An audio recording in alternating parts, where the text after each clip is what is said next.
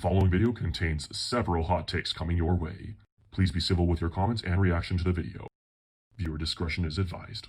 Hey everyone, my name's Nathan and welcome to Hail. This video has been a long time coming. I was originally going to release it in September. That didn't work out, and then October was Halloween, where I focused all on spooky movies that I watched, or spooky movies in general. And so I finally have this video ready for you guys. Thank you for being patient. If you have no idea what I'm talking about, basically whenever I receive a movie recommendation, I add it to a list on Letterboxd where I compile all the movies that have been recommended to me. And then on my Instagram account, my movie Instagram account, I will put Instagram movie fights. And so basically I have you guys choose between this movie or that movie, which one you would prefer I watch. Whatever wins, I watch it, and then in this video I rank all the movies that I watched. The movie fights for this episode happened back in like August or September, and so you guys may not even remember voting for the ones I'm gonna be talking about. In fact, I watched some of these movies back in the summer, and so we're gonna work with what we have. We're gonna do this. It's gonna be great. Anyways, if you're wondering which movies I watched, I will leave a list of all those movies in the description below that you can look at, just so you have an idea of what movies I'm ranking. Oh, and before I get started, I just want to throw out there that if the movie that you recommended or the movie you voted for me to watch is ranked low on the list, please don't be offended. Remember that film is subjective.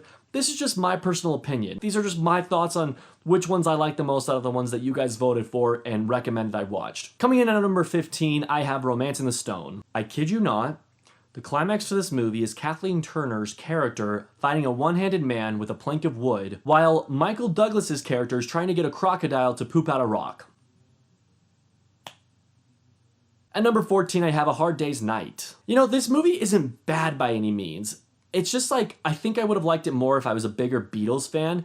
I'm not like, I don't dislike the Beatles, but they're not my favorite band in the world, and I just think that if I follow them more, if I listen to them more, I'd probably love this movie a lot more. The pros, there are some good songs, it's funny at parts, but the cons, it's hard to be invested into it. Plus, it felt like a long movie, and it's only like 90 minutes long too. Number 13, I have Barry Lyndon, which I know is probably gonna be a hot take, and I hope you don't click out of the video after I say that. Barry Lyndon is a very critically acclaimed movie, one that a lot of people consider to be one of the best movies of all time. And I'm glad that I finally watched it. I may be on the unpopular side when I say this, but I actually preferred part 1 of the movie to part 2. I don't know, I was just more invested into the movie, and by part 2, we really see Barry Lyndon's true colors and kind of the big jerk that he is, and so I don't know, I liked part 1 more. Also, the actor who played Barry Lyndon, he wasn't my favorite. I can't really explain why, I just didn't like his acting that much. At number 12, I have The Thing.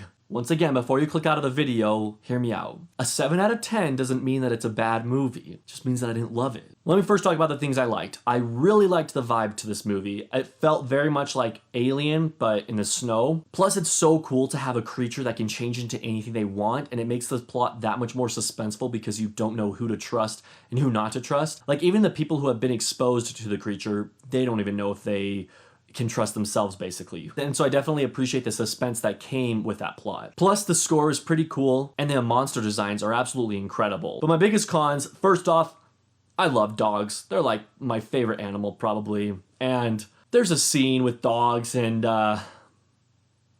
yeah, I didn't like that scene. I'm also not a huge fan of Kurt Russell. Very hot take there, but I don't know. I've never loved him in anything that I've seen him in. Sky High, maybe? Guardians of the Galaxy 2? I don't know. I don't know. Plus, it was just kind of too graphic for my taste. Number 11, I have Plan 9 from Outer Space. This was a really fun movie to watch because I knew going into it that it's considered to be the worst movie of all time, or at least one of the worst movies of all time. And I had a blast with this movie. Is it bad? Oh, absolutely. But it is so entertaining to watch. I thoroughly enjoyed watching this movie. It's not awful, but it's not very good either. It's a movie that you have to watch knowing that it's going to be bad, and then you'll love it. If you're looking for a fun movie night, watch this movie, and then immediately after, watch Chris Stuckman's Hilariosity review for it. Because, it was really good for me. It was a fun movie night when I did that. Also, watch Ed Wood, because you'll get some cool behind-the-scenes looks at the filming of Plan 9 from Outer Space. At number 10, I have The Odd Couple. You know, it was a movie I liked, but I didn't love it. I laughed at a few scenes, but not all of them. Smiled here and there, but cringed in some other scenes. I just explained a 7 out of 10 movie. Next up, I watched About Time, and this is one of those movies that actually didn't participate in the Instagram movie battles. Sometimes what I'll do is I'll take a movie from your recommendations and I'll just choose to watch it and add it to the pile of movies that I'll be talking about already. So About Time was one of those movies, and it was a good movie. It was enjoyable, and heartwarming, feel-good film. There are definitely a lot of issues I have with it as far as like the logic goes to time traveling and questions I have that they don't really answer. But you can't watch this movie expecting a completely accurate time travel movie. You have to watch it for the romance side of it. And if you watch it for that, you'll really like it. I also really like that this movie focused on the love between not only a man and a woman, but also between a father and a son. I thought that was really cool. And Domhnall Gleeson, he's a really good actor. He's actually one of my favorite actors working today. And so it's always a pleasure seeing a new movie with him in it. I also like Rachel McAdams. Like, she's really good too. Number 8, I have Nosferatu, which actually beat The Cabinet of Dr. Caligari, a movie that I watched for Halloween. And Nosferatu was very enjoyable. It was a movie that was unsettling and creepy.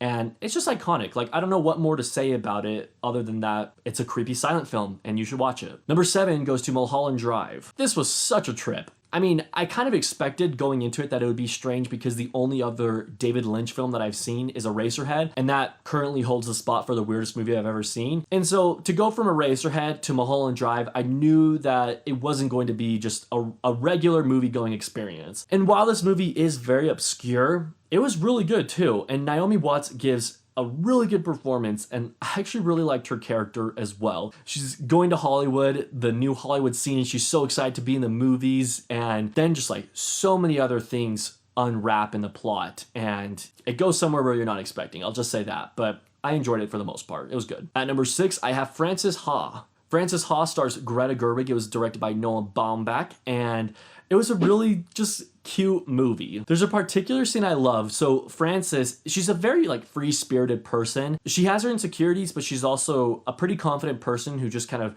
does what pleases her. There's one scene in the movie where she spontaneously goes on a trip to Paris just because like her friends have a house there and she can stay at their house, and it's all very spontaneous. But it's so funny because out of all the things she could do in Paris, she sees she sees the movie Puss in Boots, the DreamWorks film. Like there's a scene, it's like a montage of her in Paris, and then it cuts to her like in line at the theaters, and she's like, yeah, what time did Puss in Boots start? And it's like, why out of all the things you could do in Paris are you seeing Puss in Boots? That describes Frances Ha in a nutshell. It was an enjoyable movie. I really liked it. Number 5 goes to A Man Escaped, which I feel like no matter how much I talk about it, or even how little I talk about it, I've already spoiled the film just from the title. But anyways, A Man Escaped was an enjoyable movie. I really like prison escape movies. This one definitely is a slower moving film. The escape itself happens in literally the final few minutes of the movie.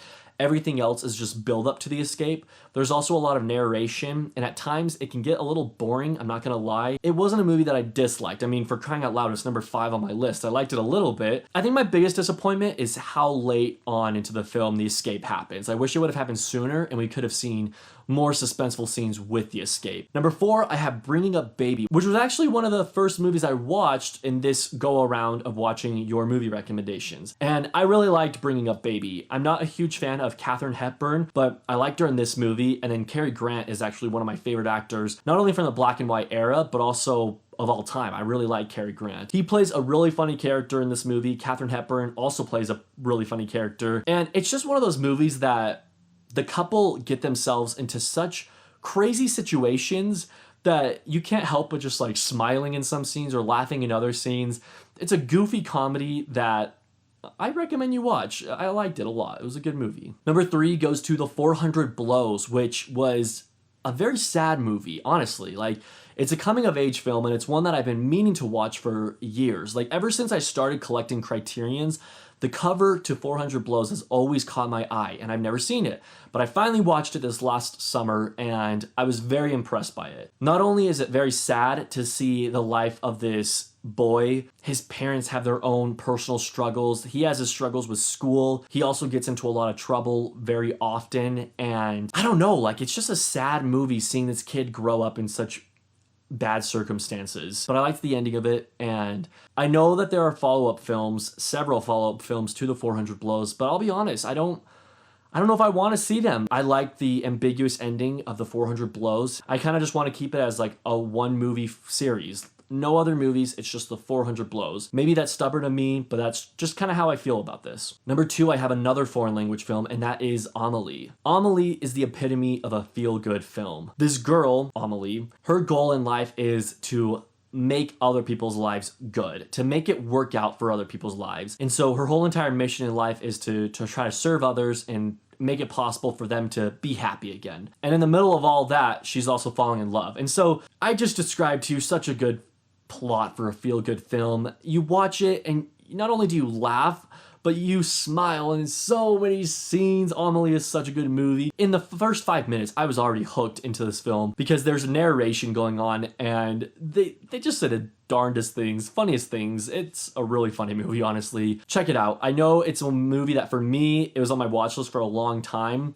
Don't be like me and wait years to watch it. Just watch it. But coming in at number 1, I have Almost Famous. Almost Famous is one of my favorite movie posters of all time. And I had already decided this before even seeing the movie because that poster is just so good looking. Like, is that weird? Is that a weird way to describe a movie poster? Because that's what this poster is. But other than my strange obsession with the movie poster, the movie itself was very good too. It's about a young man who falls in love with music, the whole music scene. And he wants to be a journalist when he grows up, specifically writing about famous bands, musicians, artists, all that fun stuff. And he gets the chance to tour with a specific band. And the movie is him touring with that band while also keeping up with his mother's strict standards. Speaking of his mother, she's played by Frances McDormand and she is amazing in this movie. But that's the thing, like everyone's amazing in this movie. Even Patrick Fugit, is that how you say his name?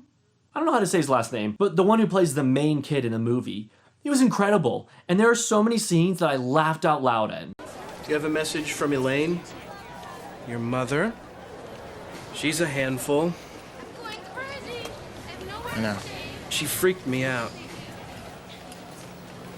Tell her to stop. Let them do what they do. Honey, finally you are here. They threw me out of my... I laughed out loud at that scene. And it's definitely the guy from Modern Family too, which makes it that much more hilarious. Not only is this movie hilarious though, but it also has some really good acting, performances, script, everything. It's a great movie. I really liked it, and I highly recommend you watch it. I will say that I watched the director's bootleg cut or something like that, and I compared it to the normal version. Definitely watch the director's cut because there are so many scenes they cut out in the normal version that are really good and that should stay in there. And so, Almost Famous is my number 1 of the ones you guys recommended. Guys, thank you so much for recommending movies to me, for letting me watch them and get an idea of what kind of movies you like to watch. Thanks for watching, guys. Have a great day.